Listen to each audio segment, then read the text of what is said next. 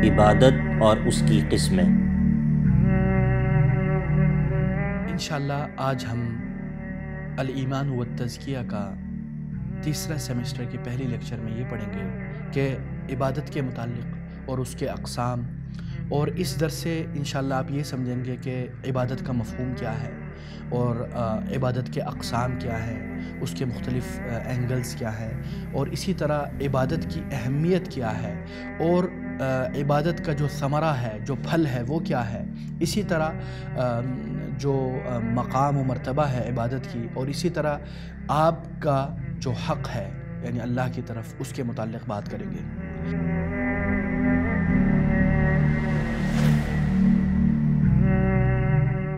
الحمدللہ رب العالمین والصلاة والسلام علی الرسول الامین، اما بعد۔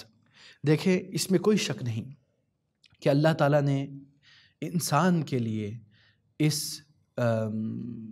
انسان کو پہلے پیدا کیا، پھر اس انسان کے لیے اللہ تعالیٰ نے زمین و آسمان کو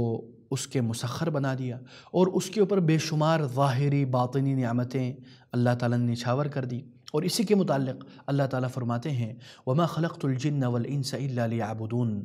میں نے انسانوں اور جنات کو صرف اور صرف عبادت کے لیے پیدا کی ہے، کیونکہ ادھر لفظ الا آئی ہے،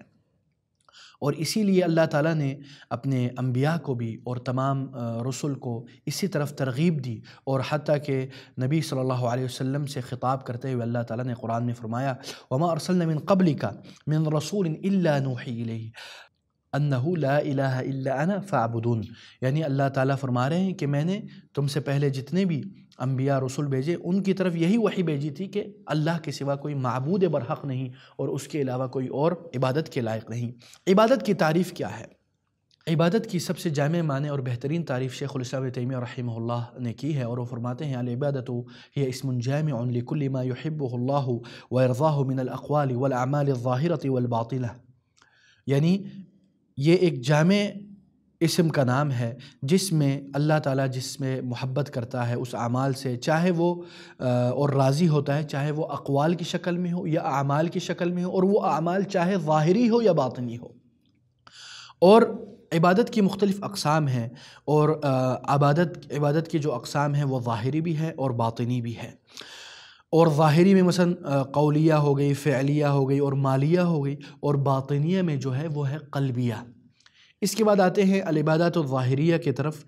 عبادات ظاہریہ میں عبادات قولیہ ہے، فعلیہ ہے اور مالیہ ہے۔ قولیہ میں مثلا زبان سے انسان جیسے کرتا ہے، ذکر کرتا ہے، گواہی دیتا ہے، شہادتین پڑھتا ہے، اور اسی طرح فعلیہ میں مثلا افعال جو کرتا ہے، ایکشنز، مثلا روزہ رکھتا ہے، نماز پڑھتا ہے، حج ادا کرتا ہے، اور اسی طرح عبادات مالیہ میں مثلا صدقہ، زکوٰۃ وغیرہ ہو گئی۔ اور اسی کے بعد دوسری قسم آتی ہے العبادات القلبیہ الباطنیہ، اس میں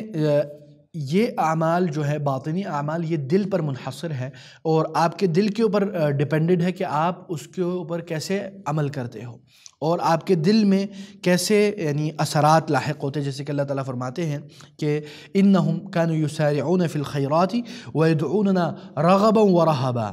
ٹھیک ہے نا، وَكَانُوا لَنَا خَاشِعِينَ، یعنی وہ ہماری طرف خیرات بانٹتے تھے، خیرات کو عام کرتے تھے، اور اس میں یعنی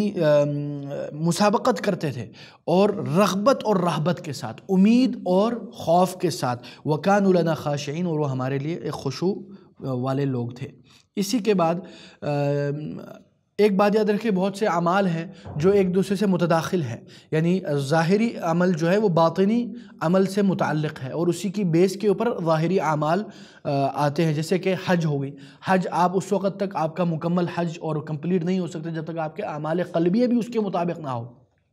چاہے حج آپ کے لیے ظاہری عمل ہے، بدنی عمل ہے، لیکن اس کے ساتھ ساتھ آپ کا قلبی عمل بھی ہے۔ وہ یہ کیسے کہ آپ نے نیت کی، آپ نے حج کی نیت کی، تو اعمال قلبیہ اعمال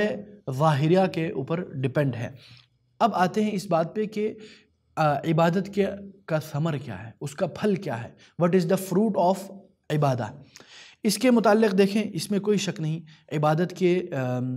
اصل جو ثمرہ، اصل جو پھل ہے وہ آخرت کا ہے، لیکن دنیا میں بھی انسان کو اس کا پھل ملے گا۔ اسی لیے اللہ تعالیٰ فرماتے ہیں، جیسے کہ قرآن میں ہے من عمل من عمل صالحا من ذکر او انثى وهو مؤمن فلنحيينه حیاتا طیبہ، یعنی جس ذکر یا عورت، مرد یا عورت نے عمل صالح کیا اور وہ حالت ایمان میں تھا، فَلَنُحْيِيَنَّهُ حَيَاةً طَيِّبَةً، تو اس کو ایسی طیب اور پاک زندگی عطا کریں گے، وَلَنَجْزِيَنَّهُمْ أَجْرَهُمْ بِأَحْسَنِ مَا كَانُوا يَعْمَلُونَ، اور ہم اس کو اس کا بہترین جزا اور بہترین ثواب دیں گے، کس دن؟ قیامت کے دن۔ تو